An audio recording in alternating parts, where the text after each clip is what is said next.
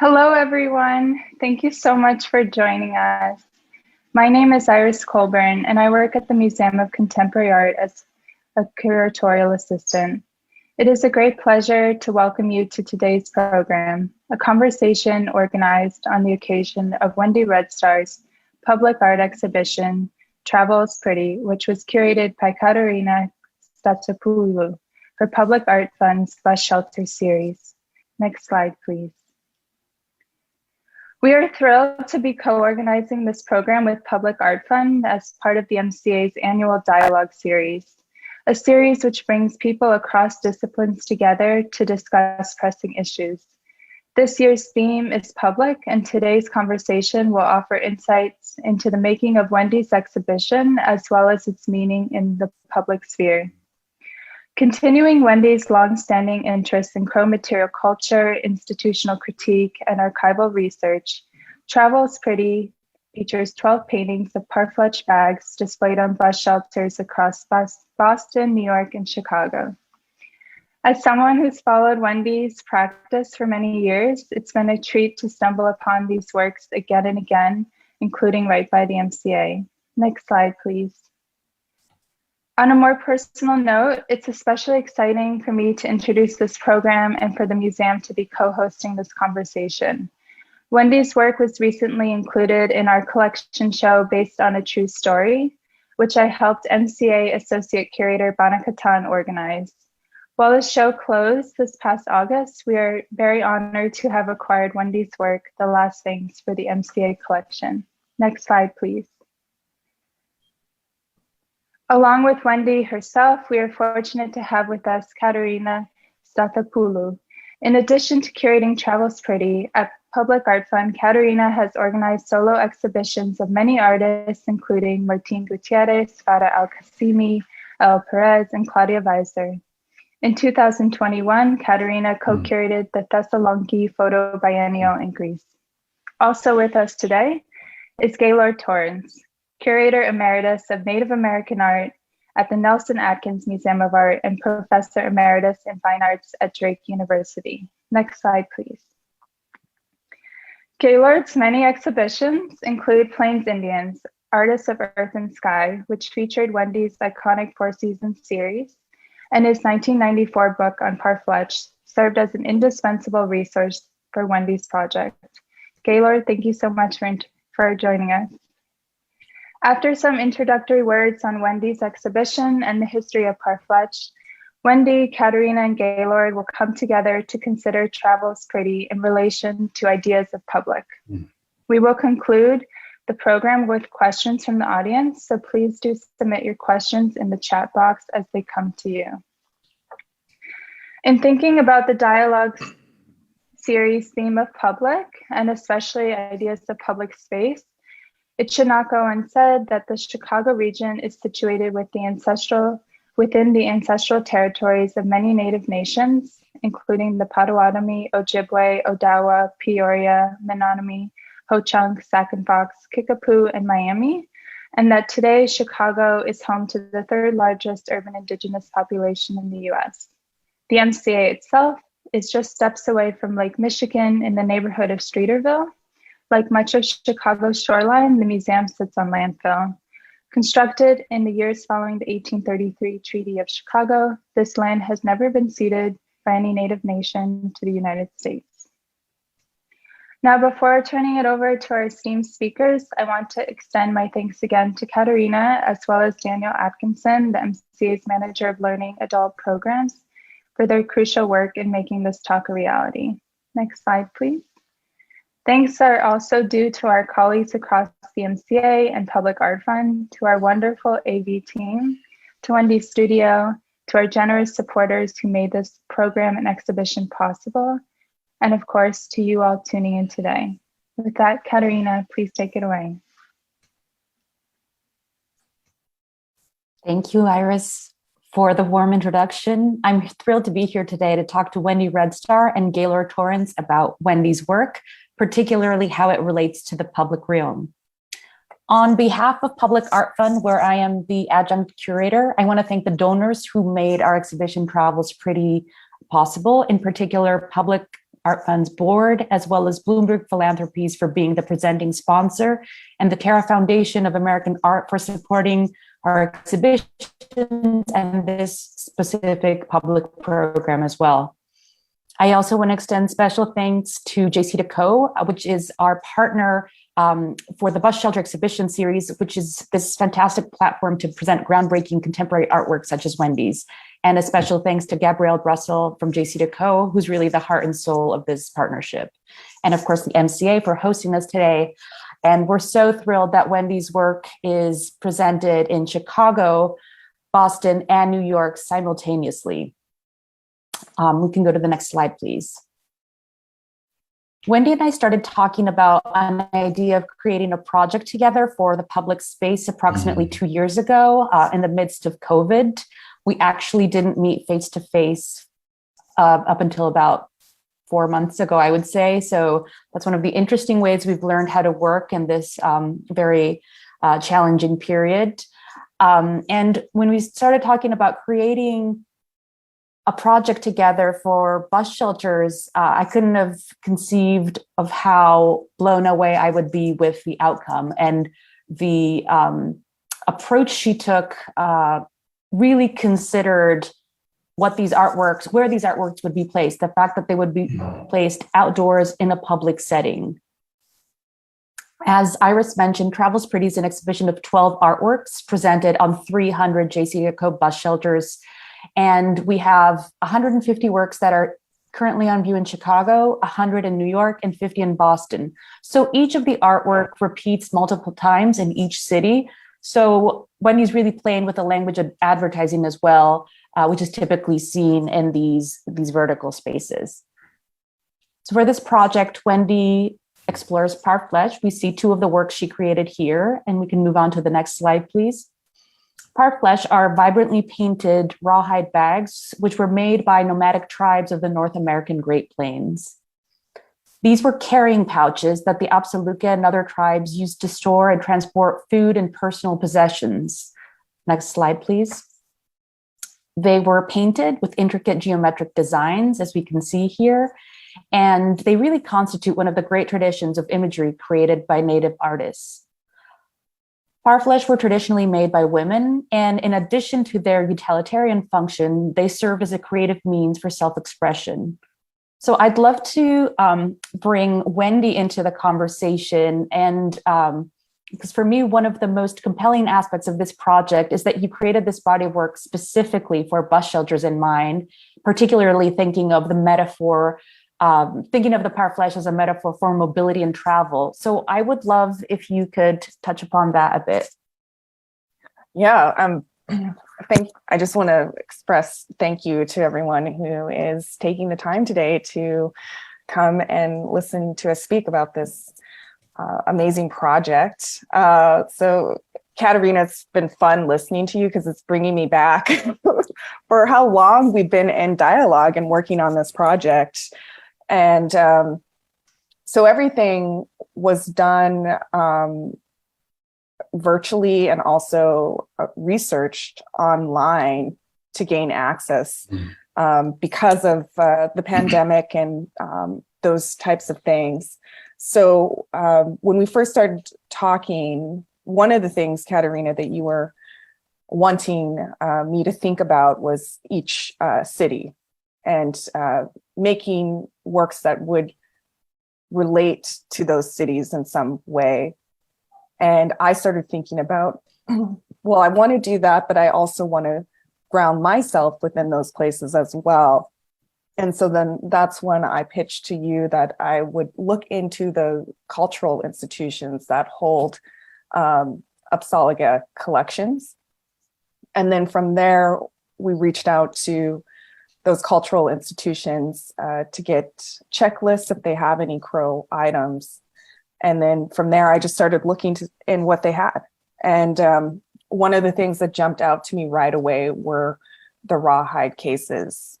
And I've always liked rawhide cases, but they're one of those things, and I feel completely different about them now that I've done this project, where I would get distracted by the beadwork in the collection, or something that is a little bit more fancy, and not really pay close attention. And it wasn't until this project that I really started to understand how important these rawhide cases are. And so the reason why I chose them, and the reason why they make such great compatibility with this bus shelter project, is that these were meant to travel. And so I really started thinking about traveling. Not only were they meant to travel, but they also carried belongings, and they were traded as well. And so I liked all of those concepts. And oftentimes when Native people would move camp, especially my community, the Upsalaga, we would dress our horses in these rawhide cases, and you could see us moving across the plains and recognize who we were based on these designs. So I also wanted to represent that these cases are in each of these cities in their collections, but they represent this community that comes from Crow Country, which is now located in Montana. Thank you, Wendy. And in order to create this body of work, you researched the collection of major museums, and you ended up using parfleche I should say, as source material, parfleche from the American Museum of Natural History, the Brooklyn Museum, the National Museum of American Art, the Field Museum in Chicago, the Peabody Museum at Harvard University in Cambridge. So how was that experience for you in terms of, this research at 6 or 7 institutions simultaneously? Is this have you worked in this manner before? Not to this, not quite on this large of a scenario. And I think the thing that was interesting, because I have seen quite a bit of collections in different institutions, but I think I started off with the American Museum of Natural History in New York City, and looking through their collection, and then landed on parfleche. And then I sort of was like, I bet I can almost guarantee that every institution that I'm going to go forward and research will have parfleche. And I was right. And I think Gaylord can talk about that phenomenon of being able to know that I would probably stumble across parfleche in every single collection and not have to worry. I could probably say that about crow moccasins too, but definitely parfleche. I always have encountered them. So that was one thing that was that I knew, but it was also kind of amazing to be able to encounter them in each of these collections. Definitely. And I want to talk a bit about the texts that you've included in these works, because in addition to the hand-painted parfleche, which are extremely interesting and intricate, and you can really see Wendy's brushstrokes in these works when you see them up close, but you've also incorporated language in these works. These are handwritten texts that have phrases that reference different aspects of parfleche. And I just want to read a couple of the phrases for the audiences that haven't had the opportunity to see them in person yet. But there are certain of the phrases relate to the history of parfleche. And just to read you a few phrases: visual language of the Apsaluke, handed down from one generation to the next, greatest numbers made in the late 1750s to 1800s, found in nearly all museum collections that have Apsaluke cultural materials. So other phrases relate to how they were used, such as meat bag, hung from horse, far west trade. Some phrases relate to descriptions of the designs, such as diamond represented sand lizard, which is perhaps my favorite one, protection for the owner, large hourglass, candy cane stripe, and we can move to the next image, please. And some of the texts relates to how they were made, such as mother taught her daughter, rawhide considered women's craft, 2 weeks to complete. Also, a really interesting aspect that you've included in the text is what the pigments for the parfleche were made from, such as fish roe, pounded fine berries, green from fresh algae, So Wendy, where did this language come from and how did you decide to include them in these works?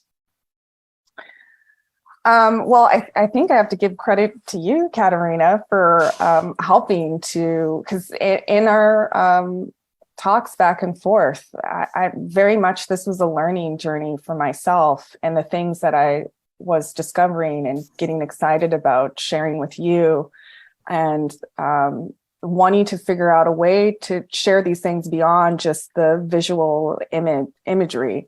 And I decided, well, I'm, highlighting all my research, and Gaylord, I'm not sure, but I had a hard time finding a lot of scholarship, and it's your book that really helped me out, the American Indian Parfleche, a tradition of abstract painting here, that was really helpful to me. And then the other one was the Indian Rawhide and American Folk Art by Mabel Morrow here. And then from there, I would just sort of look into books that were written about my community, different anthropologists, and there might be maybe a paragraph or so where that stuff would come up, or anything that I could research that I had a pretty good idea that maybe talk of rawhide cases would come up. And then through that, I just started highlighting all of those things and then kind of putting them into different categories. Like some were focused on the pigments, or the trade was really interesting to me. But yeah, I just found like that the scholarship was a little bit harder to find, at least from me in Portland and the access that I had. So yeah, in sharing that, I think it's a nice way for people who are waiting for their bus to be able to engage with the work. And maybe that might spark more questions for them. And if they encounter a different parfleche down the way, it contains other sets of words that then they'll kind of continue to get more and more information. And I think it's a particularly successful and interesting way to provide more information about what parfleche were, how they were used, what they actually are, without the ability of having a didactic text. So that's one of the challenges of presenting work in the public. We have the opportunity to include, basic information on the top of these bus shelters, but other than that, the artwork really needs to speak for itself. So I was wondering, Wendy, if you could elaborate a bit on the actual designs and the palette for them and how you landed on that. Yeah, so I basically, with all those different institutions, I then pulled from what they either had online themselves, or when we contacted them, if they provided a checklist, whatever image that they sent.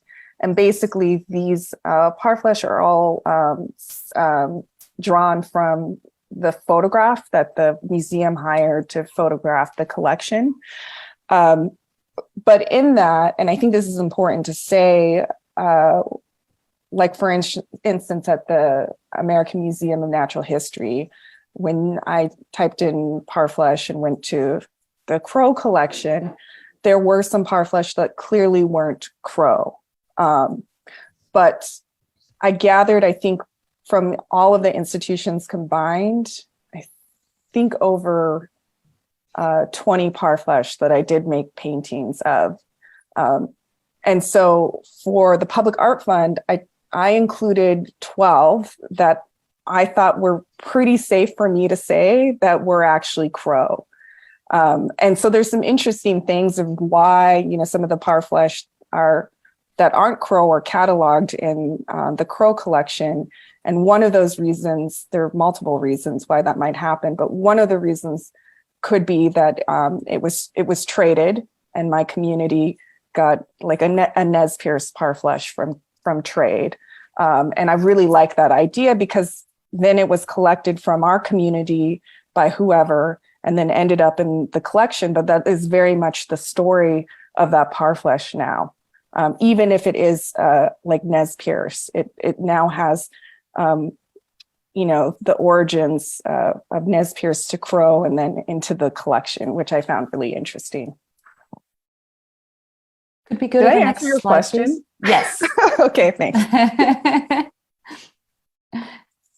Oh, the colors all come from the original Parfleche, and they're the earth tone colors, which makes sense because that's where they were gathering all their pigments. But they're early Crow colors. And in our beadwork, we have 7 colors. And in the Parfleche, all those colors do show up in our beadwork. Mm-hmm. Great. Can we go to the next slide, please? And I would like to discuss the title of the show a bit, Travel's Pretty, as well as the way you've chosen to individually title the artwork, which is names of actual women from the Absaluka tribe found from the 1885 Crow census. So can you explain what drew you to that direction?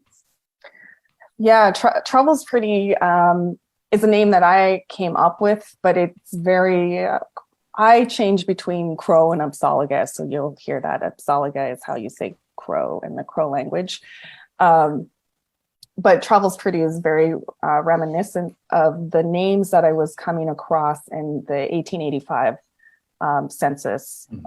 And so in doing this research, for the most part, what I could gather about each of the Parfleche in the information that was shared, a lot of times I would not, there's not an individual person's name attached to it.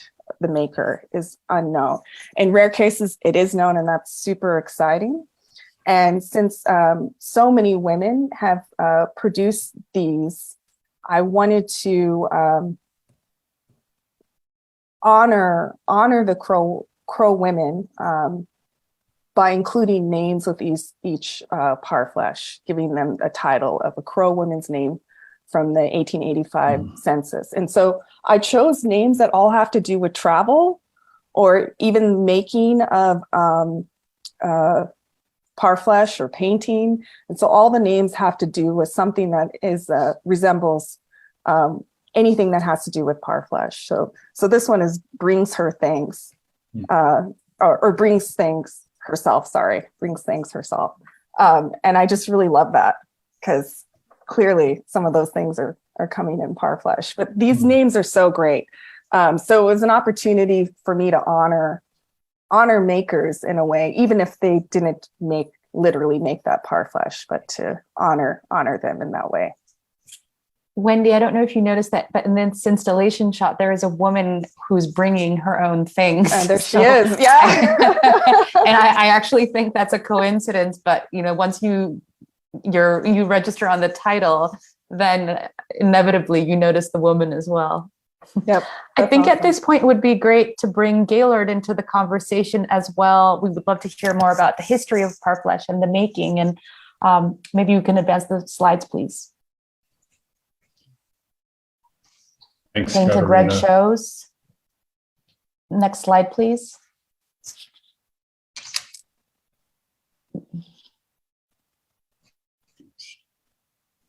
Gaylord, thank you for joining us. Thanks very much, Katerina. First, I want to say how pleased I am to be a part of this project. I've been looking at Parfleche for a long time, and it's thrilling to see this latest transformation that's occurred through Wendy's project. And we'll begin by looking at three Parfleche envelopes that are exactly the kind of objects that inspired Wendy in her project. While we have these on the screen, I'd just like to tell you something about them historically as historical objects, because they really contain all the basic features of the form. As Katerina mentioned in her opening, these are made of rawhide. They're painted on their outer surfaces. They're folded into form to create what you see here with 2 flaps joining in the middle, which were tied. And taken as a whole, as one would go through all of these museums that Wendy mentioned and looked at the really hundreds of pieces that have come down to us, it's clear that they constitute one of the great traditions of Native American painting. The origin of the form is disputable or unknown. They were created in pre-encounter times, pre-European encounter in the written record. But narratives suggest that they may have originated in a number of places at once, and there are certain kinds of objects, containers that are antecedents. But what we do know is that they flourished greatly as an artistic form in conjunction with the spread of the horse and the creation of the horse, buffalo hunting, nomadic cultures of the Great Plains and Plateau. And in that sense, they were integral to the lives of all of these plains and plateau people. In the end, they were produced over much of the western half of North America. And particularly after 1850, they evolved into very distinct tribal and regional styles. Some tribes apparently stopped production fairly soon after they entered the reservation, but other tribes continued to produce these works, including the Crow. In fact, there are probably more Crow parfleche in collections today than any other group.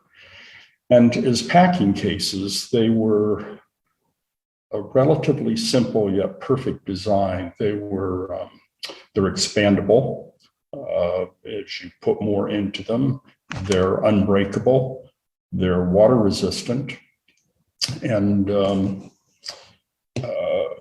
they're also very lightweight. So they were the kind of perfect sort of packing case. This is the envelope form, which is the most common type, but there were also cylinders and flat cases made. The compositions are pretty much all based on geometric abstraction. Compositions are symmetrical in organization, and on first glance, they appear rather simple, but in fact, they're very visually complex. They're all characterized by bold designs, strong saturate color. Unpainted areas are integrated into the design so that there's a full integration of figure and ground in that sense.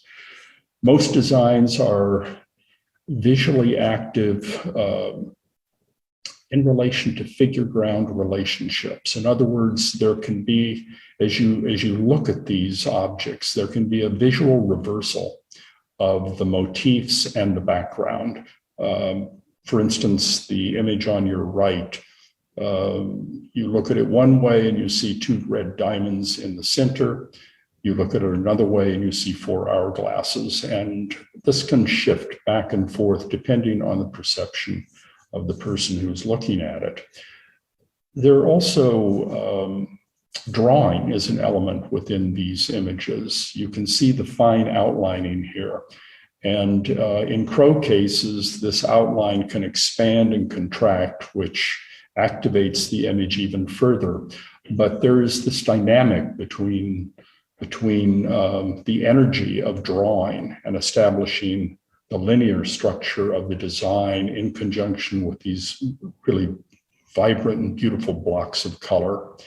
And another aspect of parfleche is the surface itself. And this you really can't discern from a photograph or an image like this alone. But when you're holding one of these, you can see that the rawhide is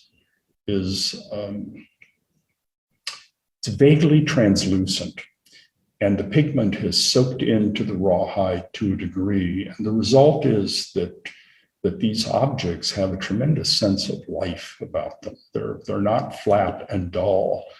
There's variation in the pigmented areas itself.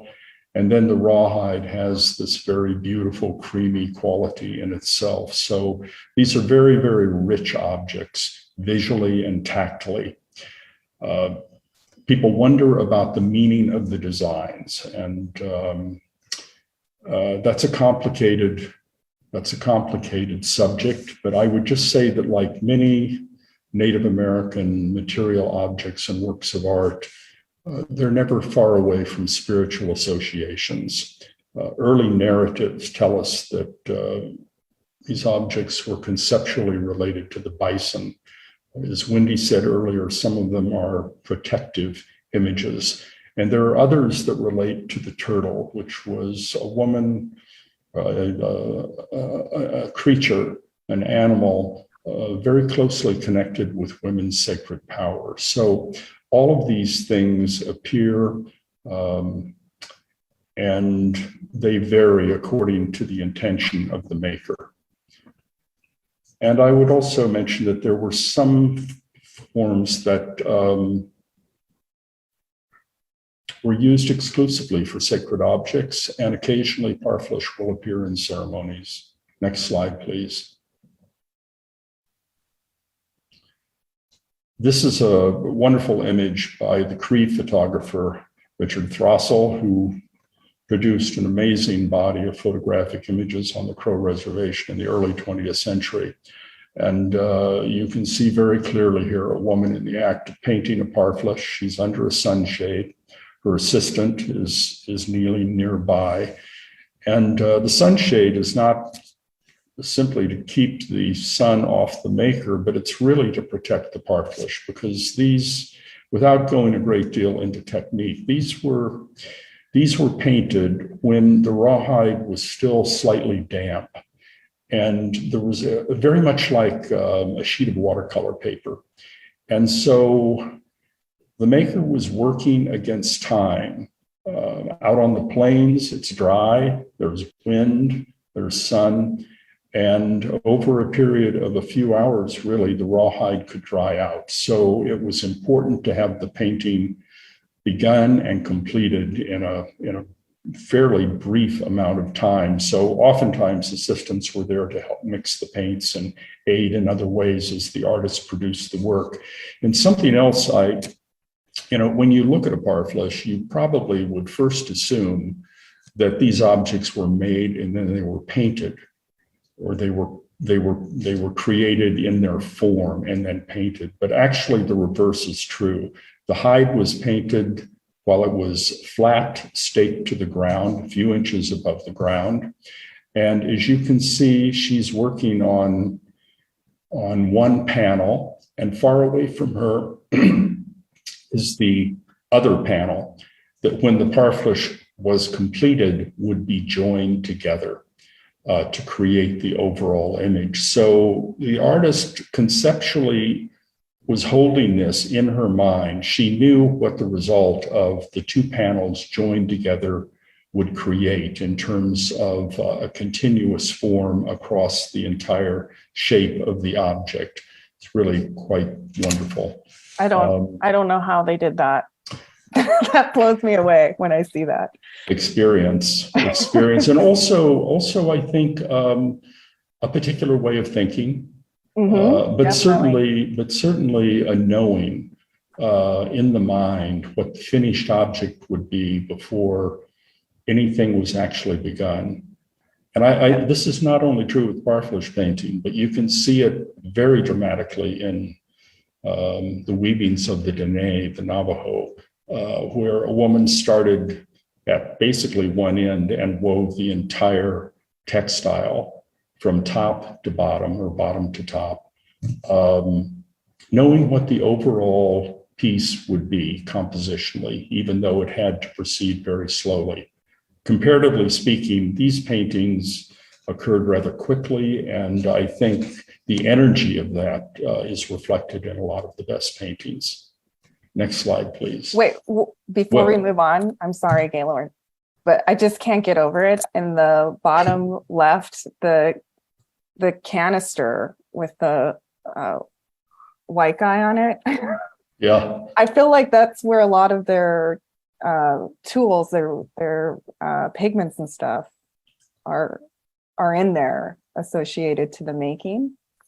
And then the other thing that I really like is clearly they're processing animals here, because you've got the jerky in the back. So, they're processing the hunting that they did. And then also in that the making of the parfleche, which is so cool. Yeah. I was amused by that can myself. It struck me as exactly the sort of thing that Edward Curtis would have removed. Yes. And been criticized for it.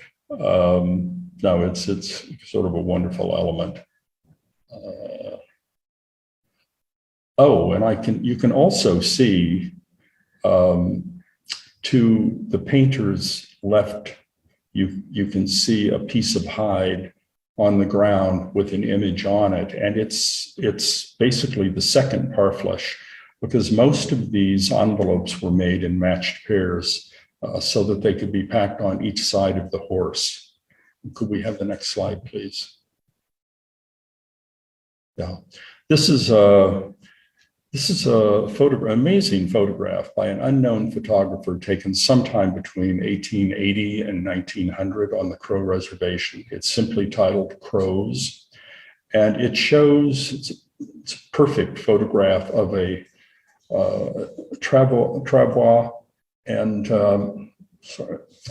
you can see kind of right over the horse's back, what doesn't look like too much in a black and white photo, but below the travois is a parfleche horizontally, and above that is a soft bag that is ornamented with beadwork.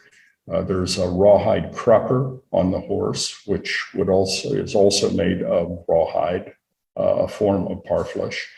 And if you were looking at this, if this were a color photograph, that parfleche would really jump out. It would be very, very vibrant and visible, as would the beaded bag above it be. And I think, as Wendy mentioned earlier, these objects were made to be seen both far away and close up. There are a number of early narratives that describe Plains Indian camp movements and how spectacular the horses were ornamented, and how beautiful it really was as an element of life.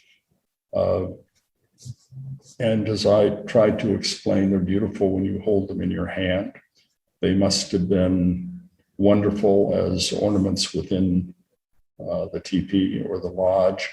And they were especially made during these camp movements in equestrian parades.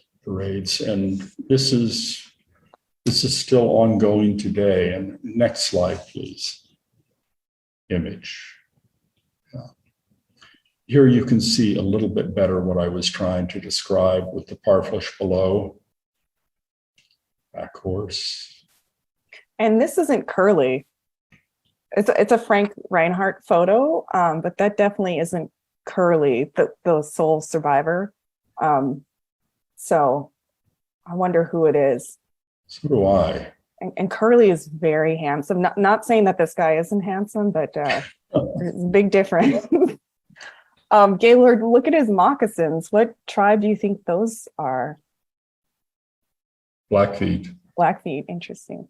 Yeah, probably a gift. Okay, next slide, please. Wendy, can you describe this piece of yours? So this is a work that I made with Crow Shadow. They are print making their artist residency. And this photo is actually a photo my dad took in the late 1960s at our cultural event, our annual cultural event called Crow Fair that happens every third week in August. And Crow Fair was started in 1904 by a government agent in a way to try to get Crow people excited about farming and assimilating into sort of a Western farming lifestyle. So they created a fair modeled after the Midwest fairs that were happening around that time, in hopes that the Crows would come and make crafts and bring their yields and their livestock and win prizes. But as part of that, they knew that they would have to allow Crows to do some of their own cultural things. So one of the big things that happens during Crow Fair, it's about a week long, is a parade that happens every morning. Crow Fair is known as the teepee capital of the world. So all the families get together and camp in one spot in Crow Agency and erect teepees, and then they parade around that encampment. And that parade every morning symbolizes us moving from one camp to the next, which is quite beautiful. But as part of that parade, we wear our regalia, we dress our horses, and then cars, and were also brought into the mix as parade vehicles. And so this image is actually of a Yakima woman. It's open to other tribes to come and parade. She must have been like a friend of a Crow family. And this is so amazing. And I'm kind of jealous of her. All the parfleche that she's got hanging off the side of this car is quite amazing. So I really love that basically the cars are dressed exactly as the horses would be dressed. And so this is a great example of seeing these parfleche on the move in this way.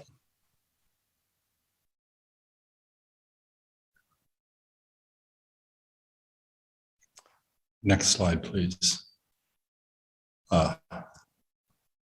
This Wendy. is Katerina and I at the Brooklyn Museum, which is so great because the Brooklyn Museum and their online, I only saw a black and white image of it. And by that time, I sort of saved it towards the end so I could get used to sort of the colors and kind of visualize what the colors might be. And I got it wrong, but from the black and white. So it was really great to actually come to the Brooklyn Museum with Katerina and experience this in person, hold it. I'm curious what Katerina thought of getting that experience as well.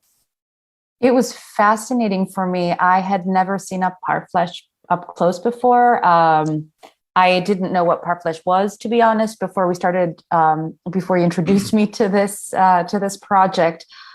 It blew my mind how large they were. Yes. I somehow assumed they were smaller in scale. It makes sense if these were hung from horses and dogs, but something about the scale was something I couldn't have visualized. And in that sense, it made me appreciate the scale of the bus shelters even more. They're approximately 65 inches tall by 49 inches wide. And there was something about the how impressive the scale is that really struck me when we saw the work up close.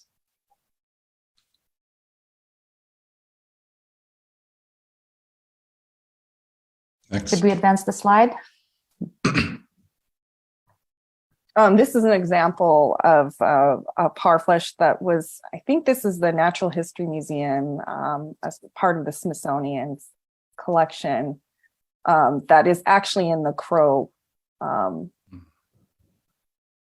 It's actually cataloged in the Crow archives. I'm blanking on it. So when I pulled the drawer open, I was like, I knew this wasn't Crow, but yeah, Gaylord, do you have any words on this one? Just that it's probably Nez Perce, and there was a lot of exchange and trade, as you know, between the Crow and the Nez Perce tribes, communities, and so it's not surprising that it would end up here. And most of these natural history museums, when they were forming their collections at the turn of the last century, if they collected something in a community, they cataloged it according to that group of people. And there was no stylistic analysis going on. So that's how you end up with these different parfleche in different collections. Right. Next slide. Yeah, well, I'll say something about this to begin. We discovered this looking through images. There is a parfleche in my publication that I thought was this parfleche because Wendy found it in storage, I think in the American Museum of Natural History. And mine, the one in my book is from the National Museum of the American Indian. And really what we have here are we have a matched pair in two different institutions. I came across one and Wendy came across the other, and you've seen them both here today in the same presentation. Go ahead. We just discovered that during tech checks. It was kind of exciting. Yeah. Yeah. The other thing that is really very, very thrilling when you go through a lot of collections, as Wendy has done, is that you will find parfleche that were clearly created by the same woman. And this is, I find this not only striking, but emotionally moving, simply because all of these things were collected pretty much anonymously.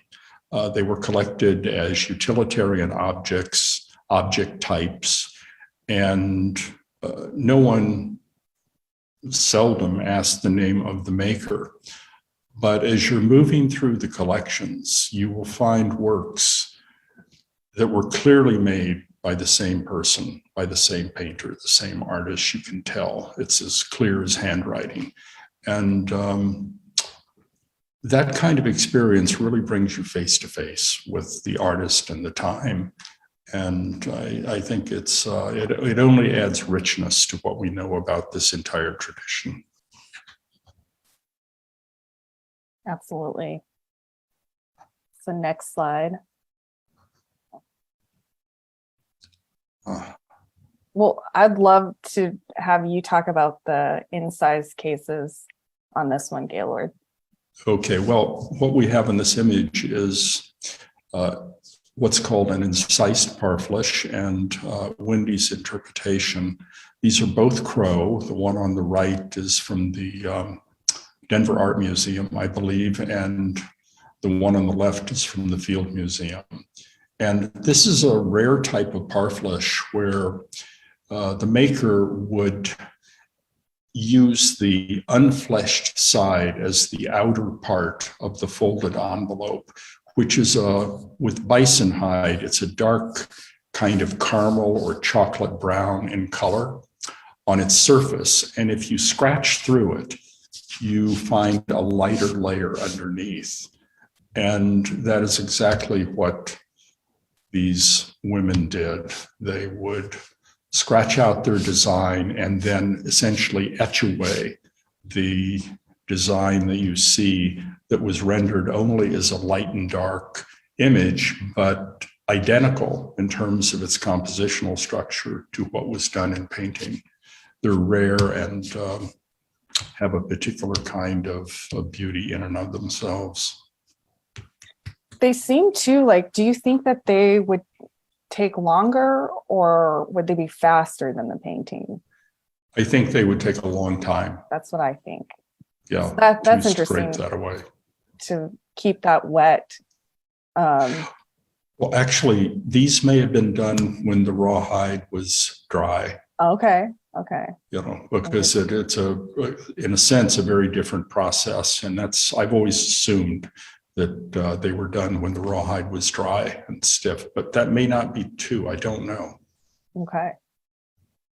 And actually, my painting is actually from the Chicago Fields Museum. So I love that it shows up in Chicago and people can see it, and it's become, well, it's really hard to have a favorite, but it's up there. I just have a real appreciation for it. But I was recently at the Denver Art Museum, and they had the same parfleche on display. And then I realized that Chicago and Denver have the twins. Yes. Yeah. So that was exciting to see that. And it's, again, huge.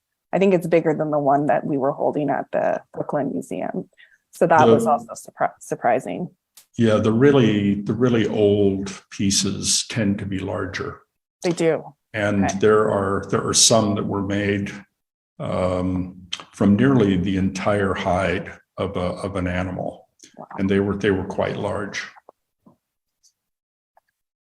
We can do the next slide. And we can advance. Okay, so after doing all this research, I feel so lazy compared to my ancestors. There's a whole process of hunting an animal and then skinning it and working the hide to get it ready to actually get, and collecting all the pigments, then finally getting to paint it. And here I am with just my paper and my acrylic paints, just really appreciating all the work that they did just to produce their parfleche. It's pretty incredible. But I wanted to show a little process shot of what it looks like for me to make these. We can go to the next one.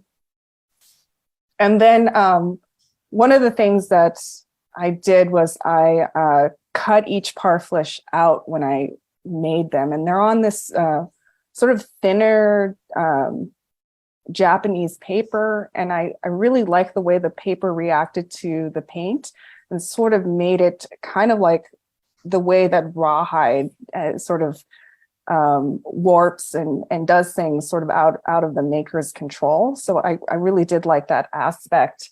But when I would cut them out, it was actually like I had them at some point because I could have them in my hands and they almost became like a three-dimensional object. So that was fun to take it from the collection as a photo image and then paint it and then have it in my hand for a bit. And then I placed them on these different backgrounds that you see in the bus shelters.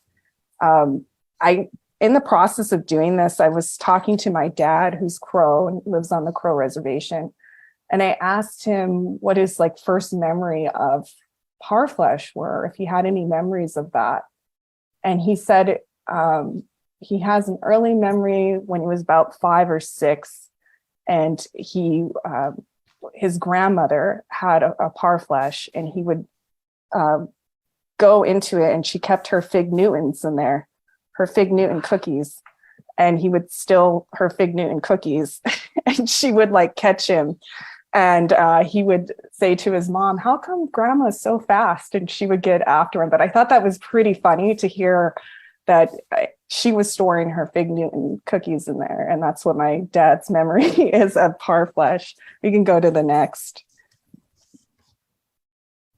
And here is, I think, a collection of over 20 that I painted and cut out and then just put them all together. And it was gorgeous to see because sometimes when I was painting, I thought I was painting the same one because they're so similar. But when you put them together, just to see all the powerful designs was amazing. You can go to the next. And then here is a process shot. So it went from me working on these to then sending them, the finished ones, to Katerina and Public Art Fund. But I just wanted you to explain this sort of part of the process, Katerina. Sure. So this is where the magic happens. This is the fun part when we printed test proofs of Wendy's work to see what they look like at actual size. And this was the opportunity for Wendy to check that the quality of the print was appropriate, that the colors were vibrant enough, the definition was as she wanted it. And because when these works are exhibited on bus shelters, they're placed on a light box, we held it up against a window at Public Art Fund's offices to see what it would look like when it was backlit. And one of the interesting aspects is that the language, the words really popped out once you placed it against a lit background. And you can also get a sense of the scale in this image here. We can go to the next slide.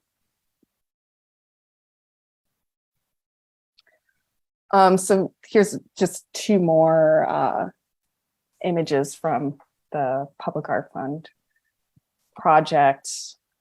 Paints pretty and shows going.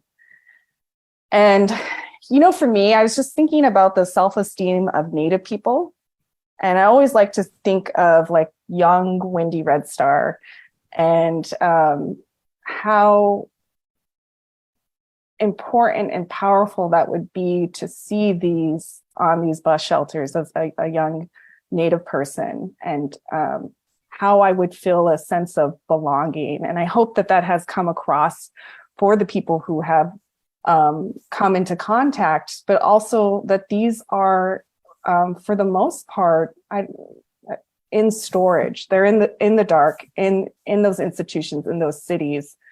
And so it was really great to bring them out into the light and have them carry on the tradition of how they were seeing the experience of travel, the experience of trade, and how far they could move away from the community in which they were made.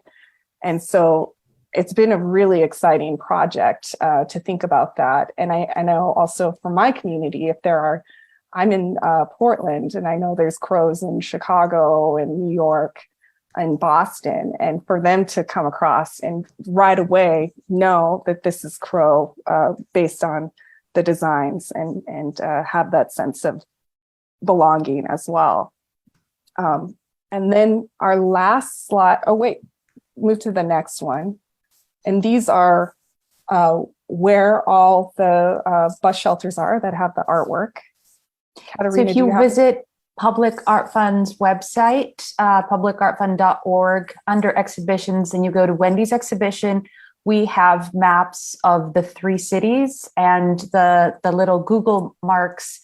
If you click on them, you can see the exact address of all the works, and you can see a thumbnail of the actual images. So it's something that you can access from home, but also it's really fun. It's almost like a scavenger hunt to walk around the city trying to find Wendy's artwork. And I think frequently people contact us and say, either people live close to them or they go on walking tours of the city to see Wendy's work. And I think that's one of the beauties of this bus shelter series.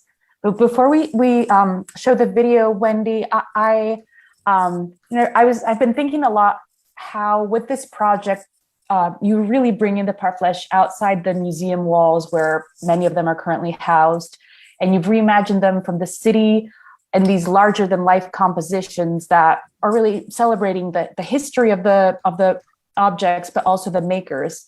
And this project in many ways is about access to cultural material. And in this case, access to parfleche. Thinking of that, for you, who is the audience for this exhibition?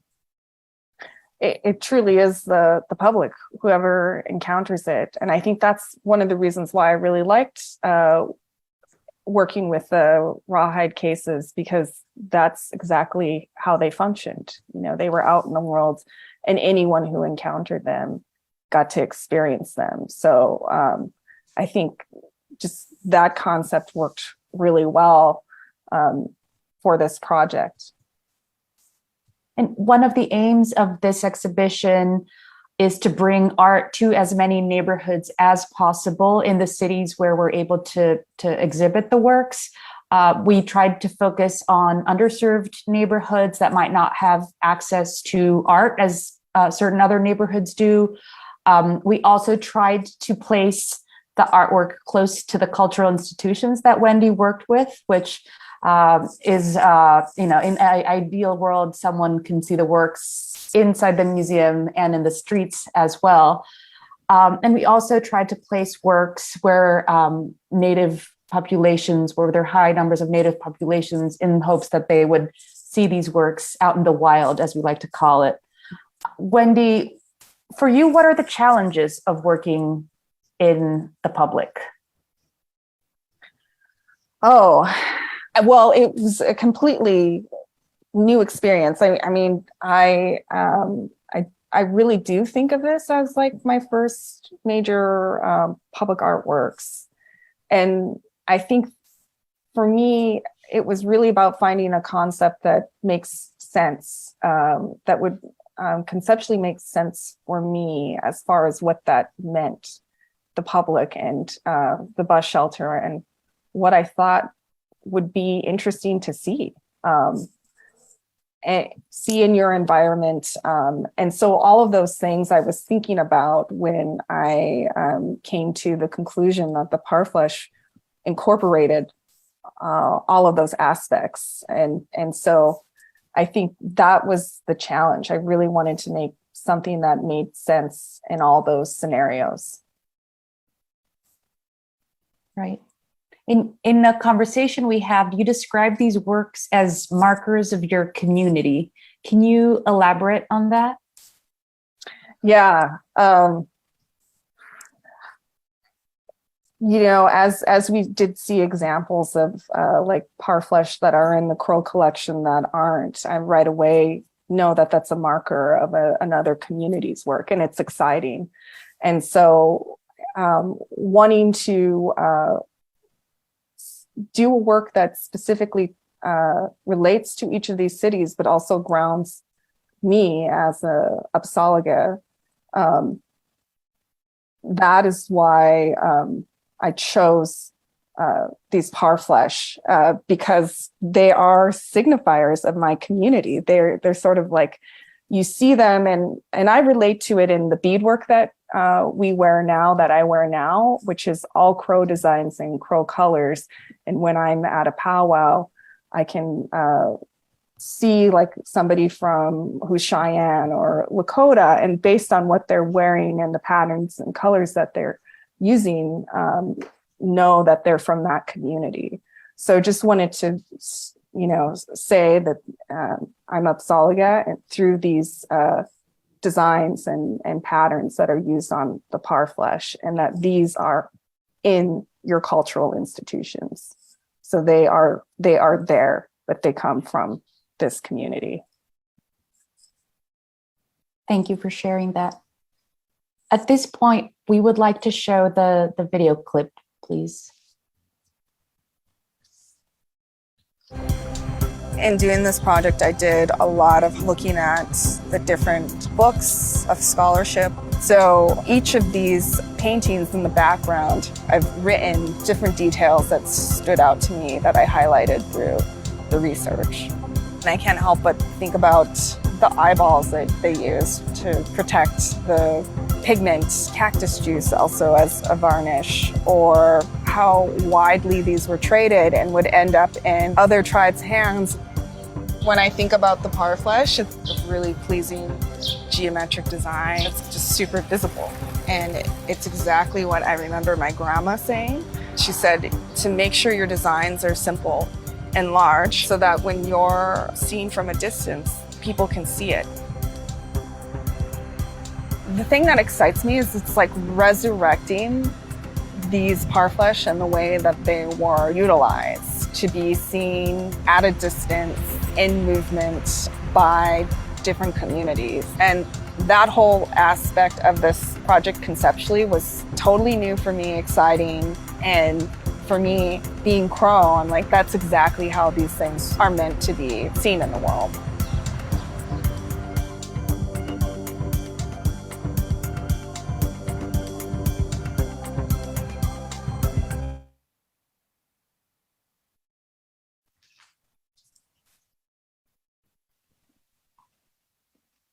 Thank you so much, Wendy, Katerina, and Gaylord.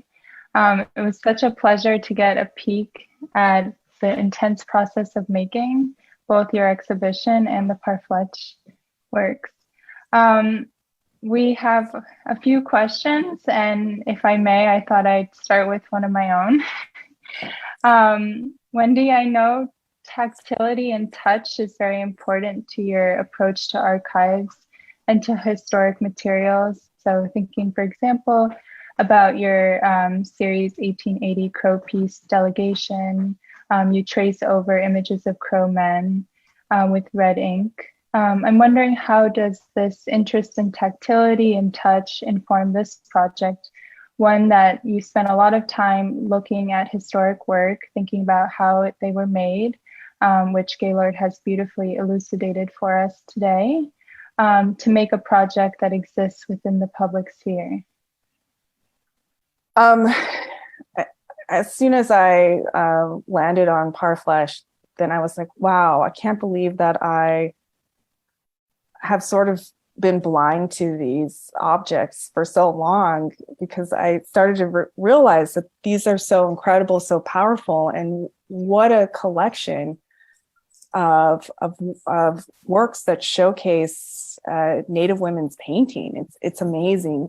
So the opportunity for me to really spend time with each of these parfleche and paint them and look at the ways in which the makers, maybe one triangle would be smaller on the other flap, and just realize that she's human, and really get to kind of work through her hands to know more about her decision making, and teach myself. I mean, I don't really see Crow people making these. I mean, they might make tiny little things, but for the most part, no one is making the parfleche that are in these collections. And so it's a lost knowledge. And that was really important for me, is to, through this project, absorb and relearn this knowledge that was very much part of the women in my community, their knowledge that they had. And so in a way, I was really about learning and seeing, and then sharing that information, the end result, with the public. Thank you, Wendy. I'm also curious if you can all talk a little bit more about the importance of distance in the project, how the project was responding to parfleches as something that was meant to be seen, is meant to be seen from a distance, and how the bus shelters anticipate both people waiting for the bus but traveling by. So I thought that was really an important part, and if you could talk a little bit more about that, both in terms of the curatorial process, putting the exhibition together. Gaylord, if you want to say anything about historic materials. I'm sorry. I did not doze off. Just the idea that they're made to be seen at a distance, that's certainly true, but they also have a great presence when they're close, or when you're holding them. I mean, there's you know, and I would say that much of Crow beadwork has the same quality. Wouldn't you say so, Wendy? Oh, definitely, for sure. You know? Yeah. And I really do think that statement that I made in the video about what my grandma said really sort of came back to me when I was making these, that you want to be able to see them in the distance, so don't make complicated things, but then you also, seeing them up close, have another sense of appreciation for them. Yeah, it's interesting. There are some other tribe styles that I would say have a greater profusion of small, delicate elements, but the basic composition is always bold and forceful and visible. And one thing I should have added earlier is that, unlike, say, the Lakota or the Cheyenne or some other groups, Crow parfleche and beadwork designs are very, very close and related to one another. And it's always been my thought, Wendy, tell me what you think, that parfleche painting informed beadwork, and at a certain point, the beadwork informed parfleche painting, and there was a close relationship between those two modes of expression. I totally agree. They're sisters for sure, and it's so fun to like bounce over to like looking at the parfleche and then pulling up Crow beadwork, and you just get to see like how they really shared an aesthetic that is so strong. Mm-hmm.